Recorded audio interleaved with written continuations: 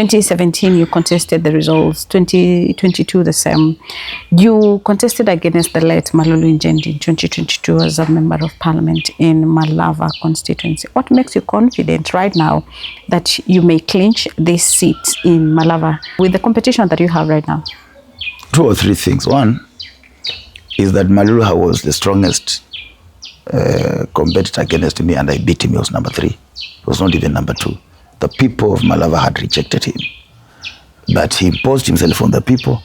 He got humiliated. In fact, when he left Malava High School to his home, he was crying, and he was telling people that the people have rejected me. It is Muluya who kept telling him, no, we are the one who have the certificate. People are saying, don't cry. He knew he had lost, and he knew he had stolen the election.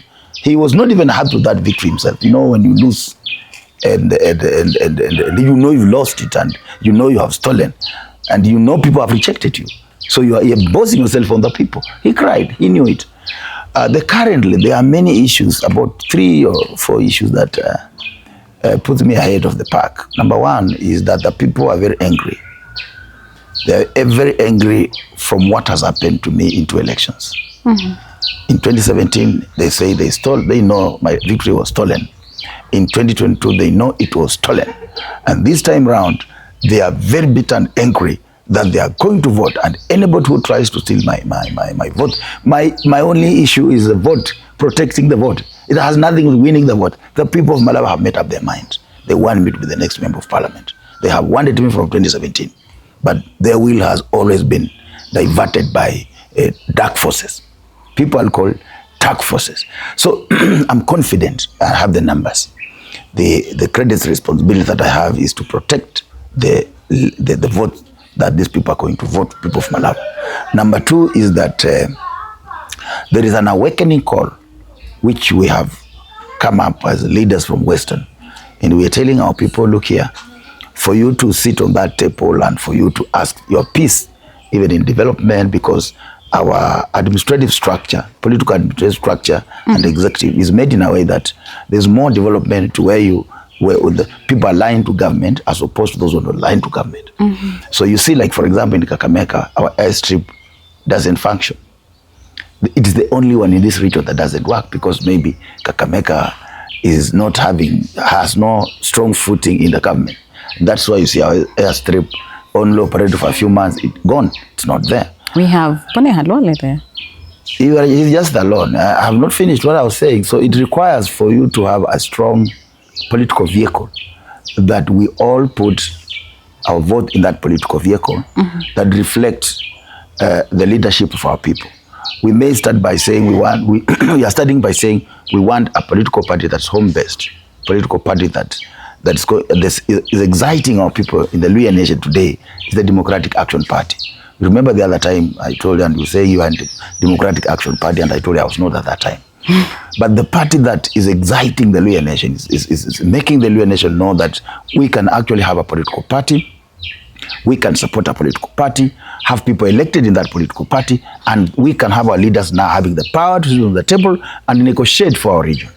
Because as long as we have this kind of system where the president still holds the wheel and decides where development goes and where it doesn't go, you need to have a strong bargaining power. And the strong bargaining power lies in the vote of the people. If they don't vote for you, they cannot give you the power to negotiate. And at that point is where I only say, don't blame Mudavadi. Don't blame Wetangula. Why are you blaming him? Don't even blame Eugene. You did not give them enough votes. You did not. You have ODM is domineering everywhere. And then when ODM has all these seats, what Raila is going to Pakistan and takes these things to Nyanza. Here we are left. So we need to have a homegrown party that takes all the seats in Luhya nation.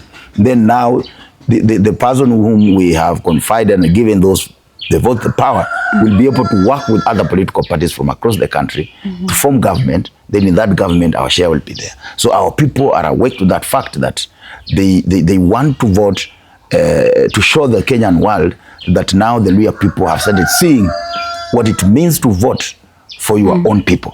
That's issue number 1. The last issue is that there is the general dissatisfaction with the government. The performance of the government has been not to the expectations of Kenyan people. There is overtaxation. The issue of housing levy remains a thorn in the flesh of the Kenyan workers. And I can tell you for free that the 4 million, about 4 million working Kenyans who are being deducted, you included, will not vote for William Ruto, will not vote for Kenya Kwanza administration. You saw when Mudavadi came to Malava and he had teachers. Teachers raised pertinent issues. Some on medical cover, even other civil servants, they had their medical allowance taken away, up to 4,000, that they are going to do a comprehensive medical scheme. That comprehensive medical scheme is not there, has collapsed. In SHA, you know, sometimes we need to be honest, because when you're not honest, you look like a dishonorable leader. That you saw the president say our parliament is riddled with corruption. I have been saying this. I told you that here the other time. I told you don't have a parliament. You are questioning me. Now you heard it from the horse's mouth. He said himself that these people are corrupt. These people are useless. Also the president himself. I was sitting there when he was saying that. I was in Homa Bay. And I clapped for him. And I gave him a standing ovation for saying the truth, that we don't have a parliament. He really excited me. And you see, the issues of SHA, to me, SHA isn't that bad. The problem with SHA is that they are not differentiating between the needy people, those that used to pay 300 in the NHIF.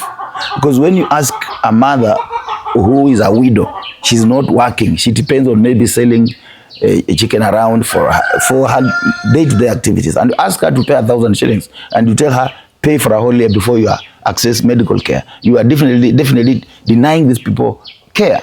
And I'm now investing a lot in assisting these mothers and these widows and those people who are not able in society, especially the area elders. They do a great job in the community. They are not paid.